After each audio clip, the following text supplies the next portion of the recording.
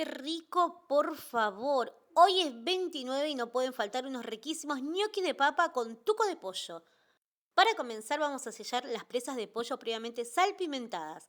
Cuando están doradas le vamos a agregar cebolla, morrón, pimiento rojo y para condimentar vamos a agregar un poco de pimentón, comino, dejando que se concentre todos los sabores.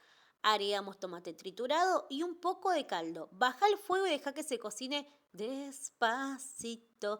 Mientras tanto vamos a hacer los ñoquis con la papa que hervimos con la piel, retirándolo con amor.